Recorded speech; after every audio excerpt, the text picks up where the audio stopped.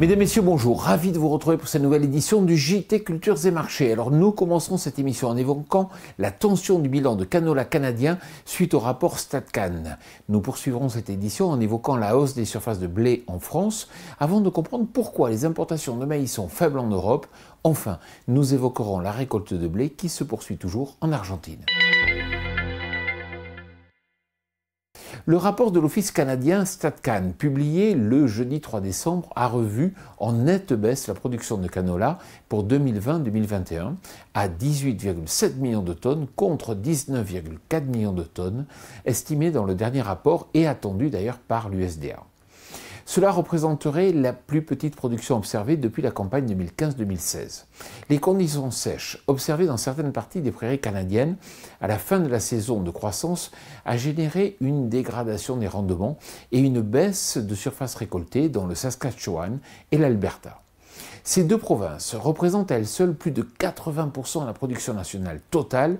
Une perte de 700 000 tonnes de canola n'est pas négligeable, étant fortement les bilans canadiens, car dans le même temps, la trituration et les exportations sont particulièrement importantes. Cela pourrait notamment générer un stock de fin pour la campagne 2020-2021 sous les 1 million de tonnes, ce qui n'a pas été observé depuis 8 ans.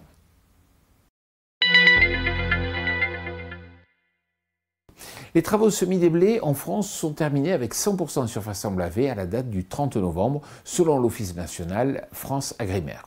Les blés ont été semés dans de meilleures conditions bien sûr que l'an passé, où les pluies incessantes avaient largement retardé les travaux des champs. Le rapport Agreste du ministère de l'Agriculture, publié le 8 décembre dernier, a ainsi surpris l'ensemble des opérateurs en estimant des surfaces de blé en France pour 2021-2022 à 4,7 millions d'hectares. Ce chiffre est bien en dessous des attentes qui tablaient sur des surfaces records ou quasi-records à près de 5,2 millions d'hectares. Cela représente tout de même une hausse de la solde de blé de 500 000 hectares par rapport aux surfaces de la campagne précédente.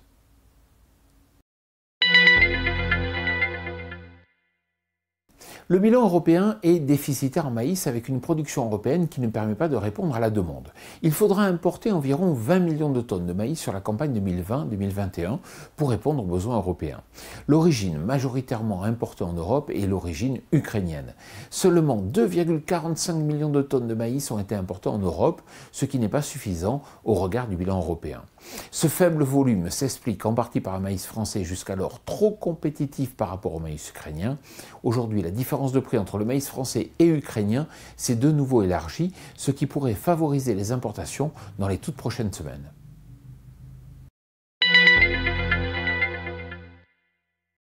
« 16,2 quintaux par hectare, c'est le rendement moyen des blés déjà fauchés en Argentine. C'est le pire potentiel enregistré depuis au moins 7 ans à cette date. Alors la récolte confirme donc des rendements particulièrement dégradés ainsi qu'une grande proportion de surface perdue. Il faut savoir que la solde de blé a reculé de 335 300 hectares depuis au moins 8 ans. Alors cela s'explique majoritairement par les conditions climatiques sèches observées en Amérique du Sud ces derniers mois, et vous le savez, cela est dû au phénomène La Niña. Et puis la récolte de blé se poursuit toujours en Argentine. Elle pourrait s'élever au final à 16,8 millions de tonnes, soit un plus bas depuis 5 ans. Voilà, si vous voulez nous aider à mieux faire connaître notre émission, bien sûr, n'hésitez pas à forwarder le mail qui vous informe de la mise en ligne de ce JT Culture et Marché. Je vous retrouve la semaine prochaine et je vous souhaite bien sûr une excellente semaine.